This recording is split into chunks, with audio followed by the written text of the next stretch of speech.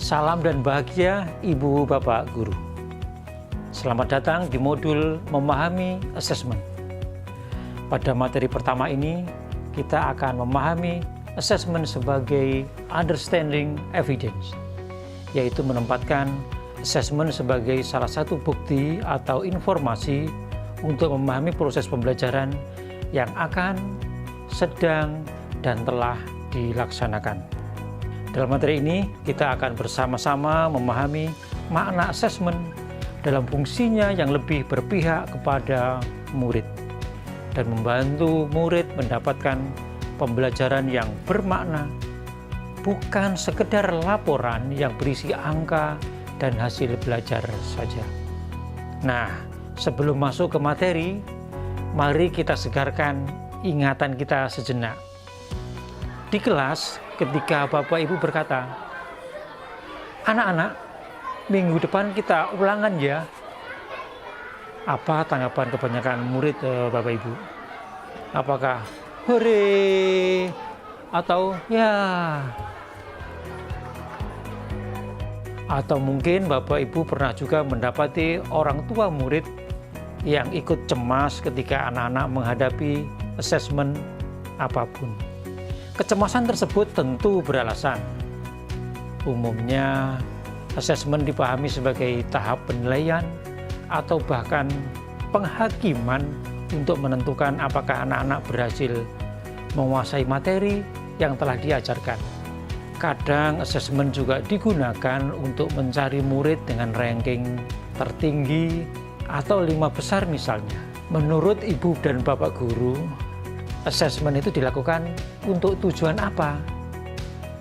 Apakah untuk keperluan mengisi rapor atau untuk menentukan siapa murid yang pintar atau tidak? Siapa yang melampaui KKM dan yang tidak?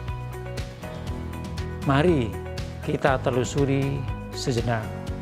Biasanya asesmen dilakukan pada akhir penyampaian materi, berupa soal-soal yang sama untuk dikerjakan semua murid, dan hasilnya berupa nilai atau angka yang mewakili kemampuan masing-masing murid. Cara pandang asesmen sekedar sebagai alat menghasilkan nilai cenderung menghasilkan informasi yang terbatas.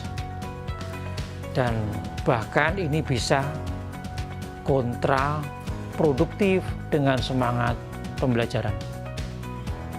Apa akibatnya? Murid yang mengalami kendala dalam menguasai materi akan mendapatkan nilai kurang. Pada saat yang sama, murid yang cenderung mahir akan mendapatkan nilai baik. Tetapi, nilai tersebut hanya sebatas mengukur level pengetahuan saja, tanpa memberi mereka peluang untuk meningkatkan pencapaian sesuai dengan kemampuan mereka. Tenang, Ibu Bapak. Secara bertahap, melalui pembelajaran dengan paradigma baru, cara pandang terhadap asesmen pun bergeser. Asesmen tidak lagi sekedar menjadi tahap pelaporan dan penilaian kemampuan murid, tetapi dipandang sebagai proses pengumpulan dan pengolahan informasi untuk mengetahui kebutuhan belajar, perkembangan, dan pencapaian hasil belajar. Dengan demikian, salah satu tujuan utama asesmen adalah memantau atau memonitor kualitas pembelajaran, dan asesmen bisa dimanfaatkan sebagai umpan balik perbaikan pembelajaran. Apa sih bedanya? Karena memiliki fungsi memantau atau memonitor, asesmen bertujuan untuk memahami posisi murid dalam rentang pembelajaran tertentu. Dengan demikian, perkembangan belajar murid dapat teramati dari waktu ke waktu.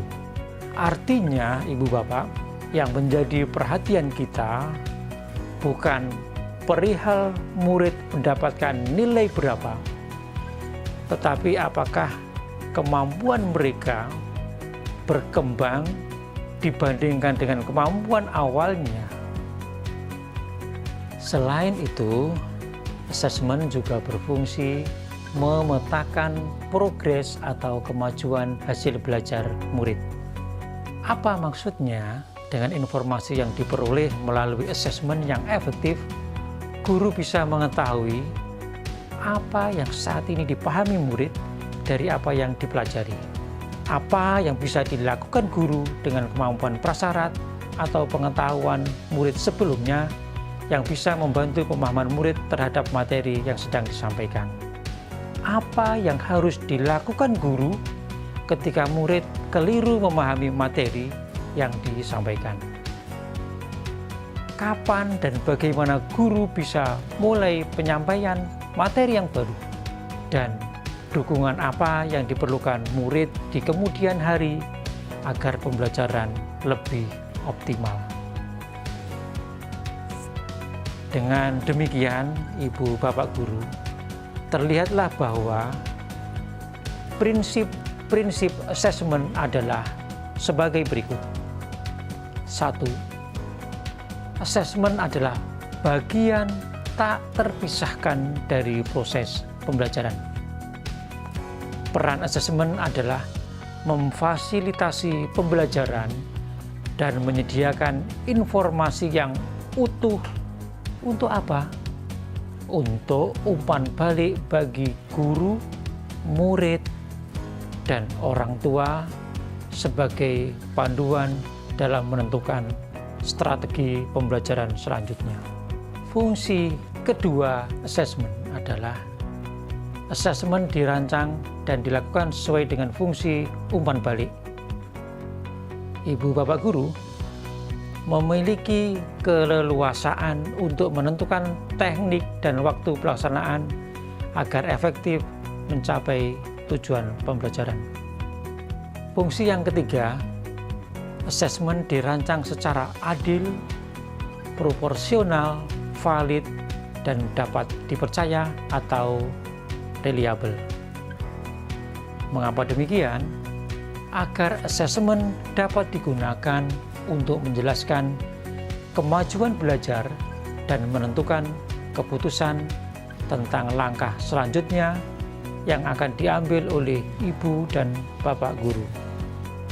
Yang keempat, asesmen merupakan laporan kemajuan belajar dan pencapaian murid bersifat sederhana dan informatif.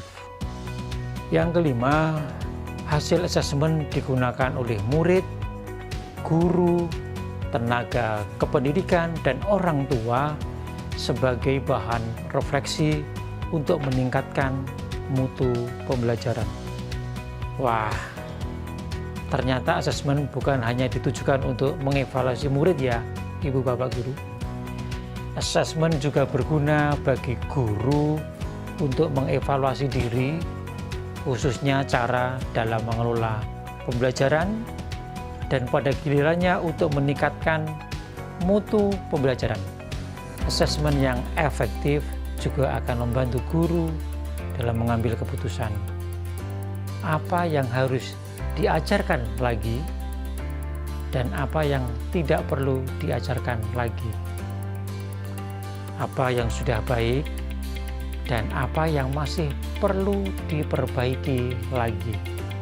Nah, Ibu Bapak Guru, bagaimana pandangan Ibu Bapak Guru tentang asesmen setelah menyimak materi ini? Sampai jumpa pada materi berikutnya. Ibu dan Bapak Guru hebat. Salam dan bahagia.